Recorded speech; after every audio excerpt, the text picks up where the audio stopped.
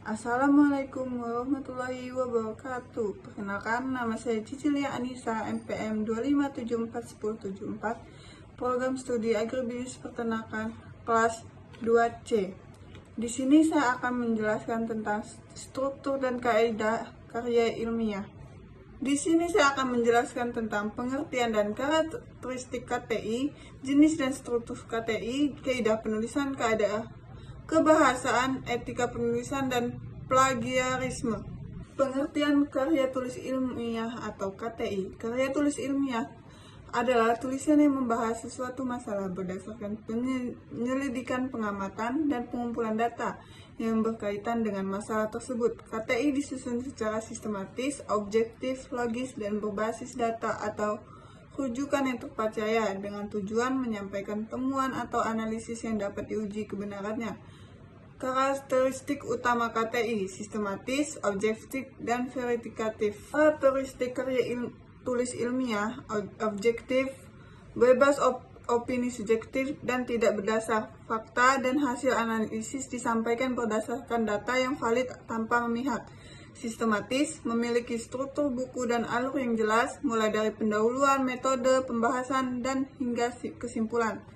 Logis dan konsisten, memiliki koherensi yang kuat antara alasan, data, argumen, dan simpulan. Tidak ada kontradiksi di dalam tulisan.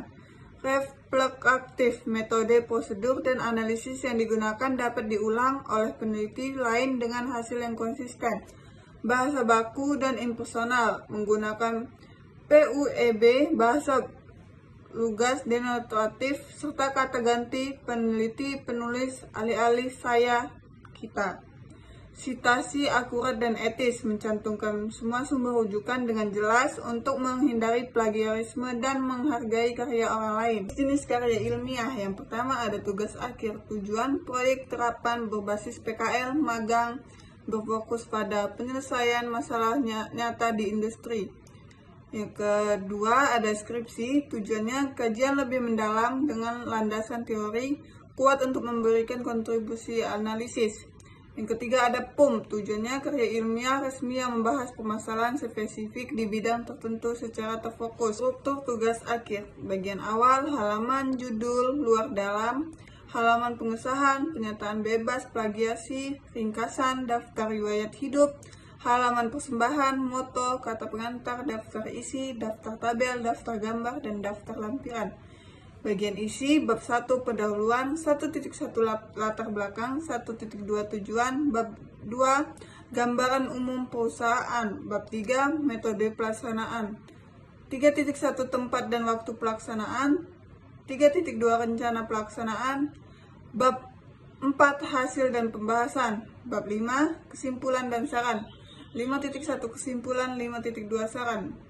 Bagian akhir daftar pustaka dan lampiran. Struktur skripsi: yang pertama bagian awal, halaman, judul, luar dan dalam, halaman pengesahan, pernyataan bebas plagiasi, ringkasan atau abstrak, daftar riwayat hidup, halaman persembahan, moto, kata pengantar, daftar isi, daftar tabel, daftar gambar, daftar lampiran. Bagian isi: bab 1 pendahuluan, 1.1 latar belakang, 1.2 rumusan masalah, 1.3 tujuan penelitian, 1.4 struktur penulisan, bab 2 kajian teori, bab 3 metode penelitian, 3.1 tempat dan waktu pelaksanaan, 3.2 rencana pelaksanaan, 3.3 desain penelitian, 3.4 analisis data, bab 4 hasil dan pembahasan, bab 5 kesimpulan dan saran, 5.1 kesimpulan, 5.2 syarat. Bagian akhir daftar pustaka dan lampiran. Struktur PUM: bagian awal, halaman judul, halaman pengesahan, ringkasan, kata pengantar, daftar isi, daftar tabel, daftar gambar, daftar lampiran. Bagian isi: 1. Pendahuluan, latar belakang masalah, batasan masalah, rumusan masalah, tujuan penelitian, manfaat penelitian. 2. Tujuan pustaka. 3. Metode penelitian, waktu dan tempat penelitian, metode penelitian, subjek penelitian, definisi operasional, instrumen penelitian, teknik pengumpulan dan analisis data. Bab 5 hasil dan pembahasan. Bab 4 kesimpulan dan saran. Bagian akhir daftar pustaka. Kaidah kebahasaan karya tulis ilmiah.